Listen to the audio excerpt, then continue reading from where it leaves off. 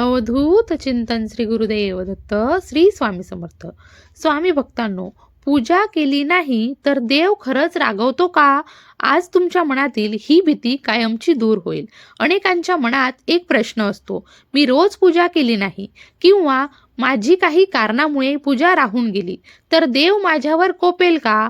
अनेकदा आपल्याला मोठी मोठी लोक, नातेवाईक किंवा मित्रमंडळी घाबरवतात की पूजा केली नाही तर घरात अनिष्ट घडेल, देव रागवेल. पण खरंच असं असतं का? देव इतका कठोर असतो का की केवळ पूजा न केल्याने तो आपल्यावर कोपेल? चला आज या गोड प्रश्नाचं सत्य जाणून घेऊया आणि देवाच्या खऱ्या स्वरूपाचा उलगडा करूयात. आता देवाचा कोप म्हणजे नक्की काय आहे? तर देवाचा कोप ही संकल्पना ऐकली की आपल्या मनामध्ये भीती निर्माण होते. पण आपण याचा अर्थ नीट समजावून घेतलाय का? देव म्हणजे केवळ एक मूर्ती किंवा एक शक्ती नाही, तर तो या ब्रह्मांडाचा निर्माता आणि पालक आहे. आपले आई वडील जसे आपल्यावर प्रेम करतात, आपल्या चुकांसाठी आपल्याला समजावून सांगतात, कधी रागावतात देखील, पण त्याचा मूळ हेतू आपले भले करण्याचा असतो. मग परमेश्वर जो सगळ्या जगाचा पालक आहे, तो केवळ आपल्या एका कृतीनं लगेच कोपेल का? भारतीय संस्कृतीमध्ये, विशेषतः हिंदू धर्मामध्ये देवाला नेहमीच परम दयाळू, क्षमाशील आणि प्रेमळ मानलं गेलं आहे. पुराणांमध्ये किंवा ग्रंथांमध्ये जेव्हा देवाच्या क्रोधाचे वर्णन येतं, तेव्हा ते सामान्यतः अधर्माचा नाश करण्यासाठी किंवा अन्यायाविरुद्ध उभे राहण्यासाठी असते, भक्तांना शिक्षा देण्यासाठी नाही.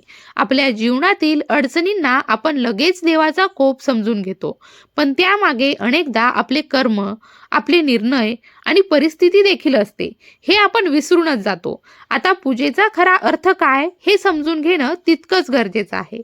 विचार करा, आपण पूजा का करतो? तर देवाला काही कमी आहे म्हणून नाही. पूजेचा मुख्य उद्देश असतो आपलं मन शांत करणं, देवासोबत एक भावनिक आणि आध्यात्मिक नातं जोडणं. पूजा म्हणजे केवळ आरती, मंत्र म्हणणं किंवा फुलं वाहणं इतकंच नाही, तर पूजा म्हणजे आपल्या मनाची शक्ती, देवाप्रती कृतज्ञता व्यक्त करणं आणि स्वतःला सकारात्मक ऊर्जेने भरणं. सकाळी उठून देवासमोर दिवा लावणं, हात जोडणं, मंत्र म्हणणं, यामुळे आपल्या दिवसाची सुरुवात सकारात्मक होते. आपल्याला एक ऊर्जा मिळते, एक आधार मिळतो. ही एक प्रकारची ध्यानधारणाच असते. जर ही पूजा तुम्ही मनापासून करत असाल तर त्याचा तुम्हाला निश्चितच फायदा होईल. पण जर तुम्ही फक्त भीतीपोटी, कोणाच्या तरी दबावाखाली किंवा कर्तव्य म्हणून ही पूजा करत असाल आणि त्यामध्ये मन नसेल तर त्याचा फारसा उपयोग होत नाही. जर कर्म, धर्म आणि भक्तीचे खरे स्वरूप बघायचे झाले तर आपल्या धर्मग्रंथांमध्ये कर्म आणि धर्म याला खूप महत्त्व दिलं गेलं आहे. आपल्या चांगल्या वाईट कर्माची फळं आपल्याला भोगावीच लागतात.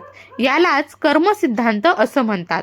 भगवद्गीतेमध्ये श्रीकृष्णांनी सांगितलं की कर्म करणं हे मानवाचं कर्तव्य आहे. केवळ पूजा करणं म्हणजे धर्म नव्हे, तर सत्य बोलणं, प्रामाणिकपणे जगणं, इतरांना मदत करणं, चांगल्या गोष्टींचा प्रचार करणं, निसर्गाची काळजी घेणं, हे सारे धर्मच आहेत. देवाला केवळ दिखाऊपणा आवडत नाही, देवाला तुमची शुद्ध भावना आवडते.